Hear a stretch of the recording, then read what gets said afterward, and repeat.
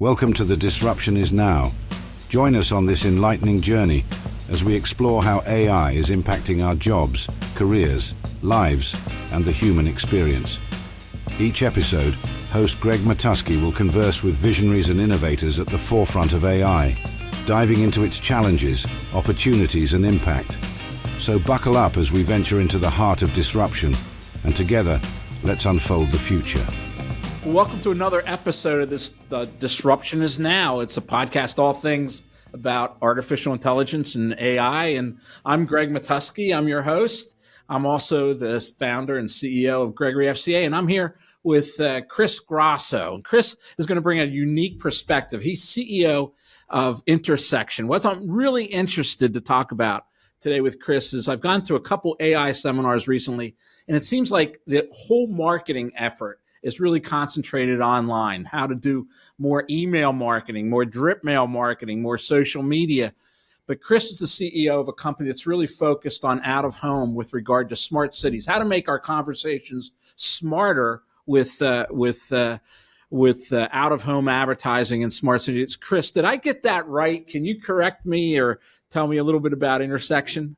Yeah, no, I think that's right. We are the largest independent out of home advertising company in the United States. We're focused on major U.S. cities, and typically we work with putting consumer amenities in these cities, like in New York, the Link NYC program, where we've deployed 2,000 Wi-Fi kiosks, all supported by advertising.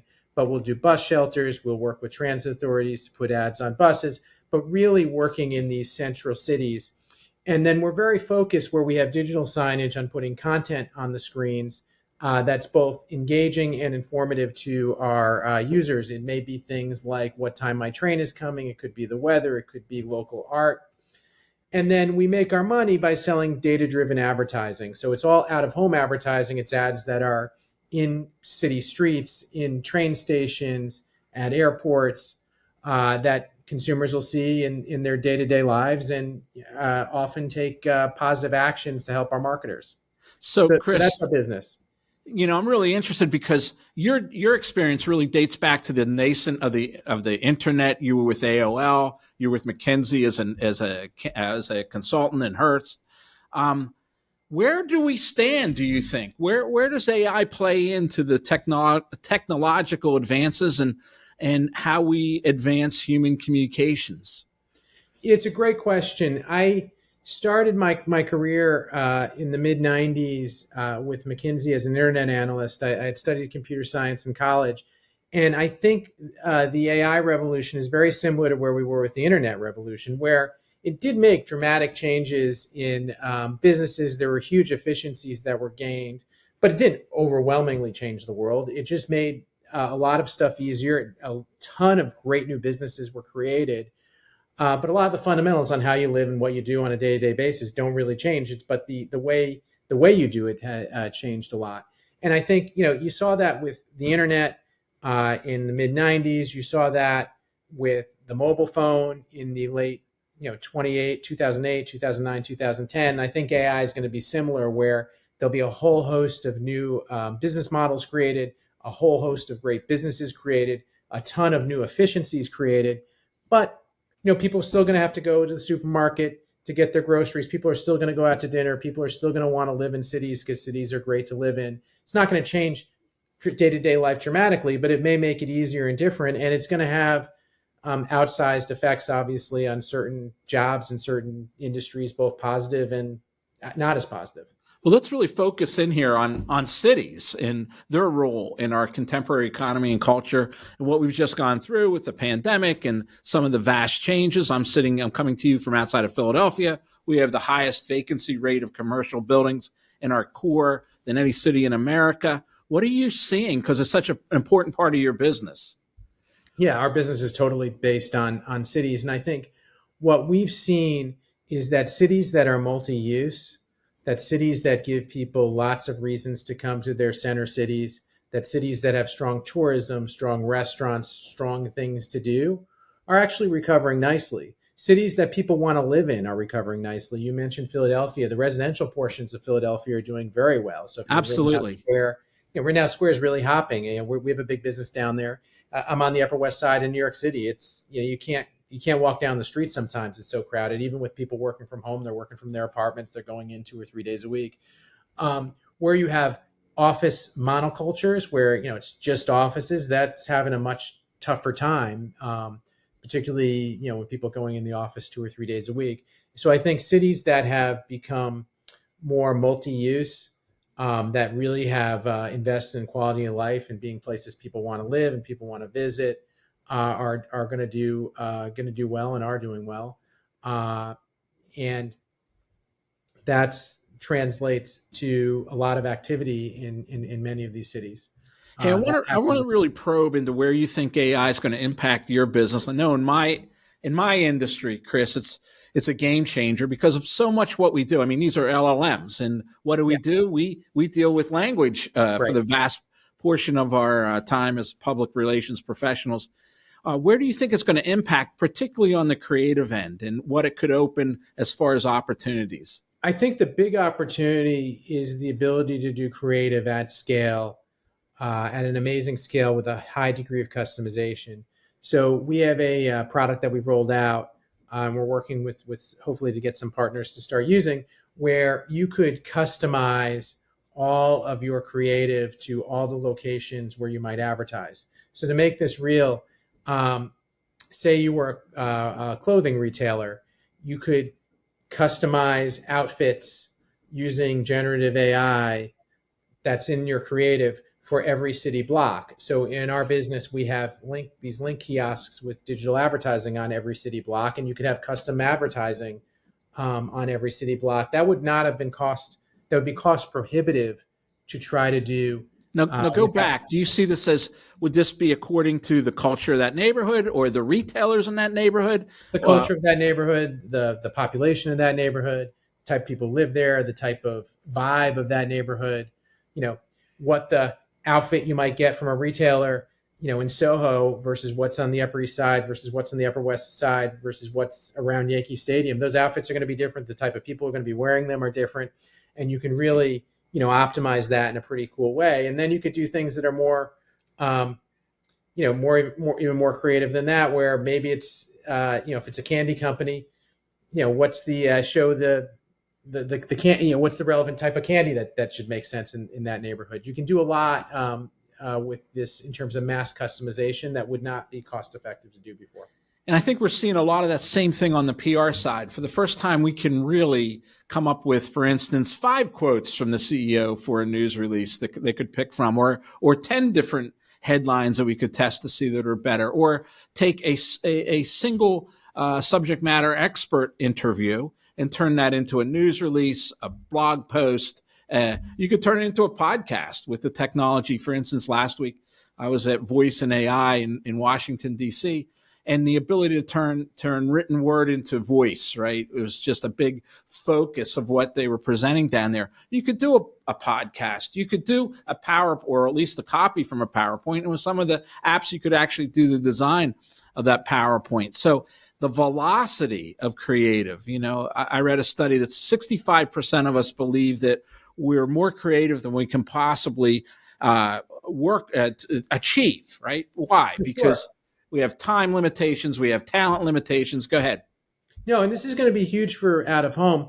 One of the challenges in out of home advertising is the ad formats are highly fragmented because they're on the side of buildings, they're on the side of buses. So the sizes are different. It's not like the internet where you have IAB standard units, 300 by 250s, 300 by 600s. It's fragmented.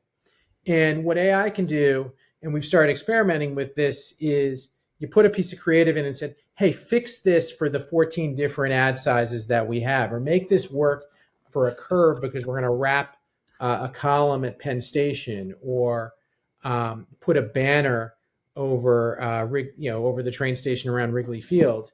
You can do that in a way that would take a lot of creative work to sort of optimize that. And they'll come up with ideas that, or the LLM will come up with ideas that you might not have even thought of.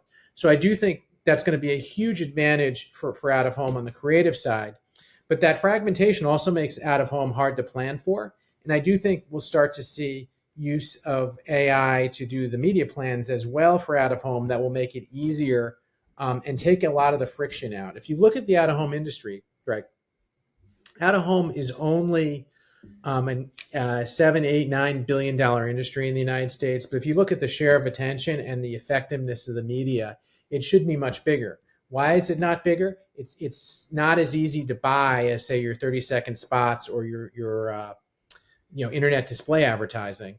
I think using AI both on the creative side and the buy side and the transaction side will sort of close that gap and make it much easier to buy and sell the media, which I do think once you get rid of those frictions, you'll see a lot of growth in out-of-home advertising in the U.S. And I think you hit three interesting points there. One is on the tedium, right? Just the logistics of getting all these ad size. I go back, I remember to the days years ago of inline advertising in newspapers, and each one of them have a different width of their column and how Yep. you'd have to prep that and the people that it would take to do that. So that was one angle. And then the creativity. I mean, there's no question it's going to unlock all kinds of creativity. And the third point is, those opportunities that haven't been monetized yet, that could be monetized with a AI product that would allow people to monetize them. I don't know what that would be, but who would have thought that the steps of our art museum in Philadelphia would someday be an advertising vehicle? They are today, right? But Yeah. imagine all the different formats that could be out there that could enhance the experience for advertisers, consumers, tourists, average people in a smart city.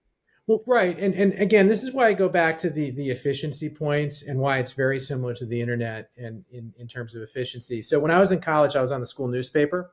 It's back in the early to mid 90s. And you mentioned the inline advertising. We used to print out the ad, and then we used to take a razor blade, cut the razor blade out, paste it on a board, take a picture of that board, and send a guy at 1:30 at night. And if you didn't hit 1:30, you wouldn't make deadline. He drove out to the printing press so that we can make 1:45. So they put it on the printing press and we printed the paper. The internet happened. And what'd you do? You took a digital photo and we used to have to develop the photo in the darkroom. Within 3 or 4 years, you were taking a digital photo, you were uploading it to the screen, you were taking the screen and just emailing it or uploading it to the printer, and the printing just got printed, and all those steps went away. And I think that's one of the things you're going to see with AI. A lot of those generative steps will go away. And what will end up happening is the staff will be able to spend time on much higher value added things like solving the client problem, or in the case of the newspaper, writing the actual stories or actually thinking about the stories, reporting the stories. You think about journalism, you're still going to need reporters to go out and pick the stories and get the stories, but they're not going to spend as much time drafting the writing, but they still got to go report and do the original reporting. So what allows you to do is move your staff to much higher value added activities because you're getting a lot of the rote stuff out. That's what happened with the internet. That's what I think is going to end up happening with AI. And it's hard to find those friction points. On my side of the equation in PR, we've accepted those friction points, right? We don't even identify them anymore. We think technology in my business is a database of media, which we're talking about 1986, 1988. And Right. Still, that's the standard in a lot of our tech products that we buy. We don't see the friction of being able to say, okay, my CEO's voice is XYZ, right? The surrogate for that could be a Wall Street Journal reporter or someone else. And I want to put this in the voice of my CEO so that I take the stress off him or her of having to create it from scratch. And we don't see that as a friction, so we don't go after that. There was never a solution for that. It would just be a writer who could emulate different voices. Today, with the ability of LLMs to assume different personalities, we all of a sudden can do that. We can be more inclusive and diverse. And never before could we say that this ad is targeting a inner city Black community which values XYZ, right? We would have to assume that or hope that our staffs were diverse enough that they would see that. Now, we have LLMs which do a pretty good job. They still need human intervention of creating messages that are more inclusive, more diverse, and more exciting to the consumer. And that's what hypes me up about the whole thing. Well, yeah, and it does move. If you think about what the sort of skills are, it really puts a premium on editing, because the job becomes less the writing and more the editing, and the editors have to both think up the idea, do the prompt, and push and ensure the quality control of what's coming out of the LLM. So, the diversity on the editorial side becomes really important, so that you have the right team of different perspectives who can take a look at what's coming out and making sure that, hey, yeah, that does make sense. Because the LLM's like a junior reporter. Like sometimes they do really good work, sometimes the work's a bit of a mess, and you need to make sure you have editors who can tell the difference and have enough wherewithal and understanding of the various communities to go do that. So that's where I think it's exciting, where it allows people to spend time on the higher value activities. Well, I think you're right on, Mark. I always analogize it to, I think we're moving from the age of information to intelligence, meaning for years, our information on our side were words and AP style. And if you use the right verb tense, or if you use the same word in two connecting sentences, or that was information. What we're really trying to push now and socialize is, how do you incorporate intelligence? What is the final message, right? Where are we taking this? Because as I've often said, I'm never going to have to teach AP style again. I can ask the computer to do it. I can even ask the computer to proofread, right? But I can't ask the computer to come up with that ultimate message. It's just not there yet. So that allows us to focus on the higher value task, the more intelligent task, the age of intelligence that I think LLMs will usher in.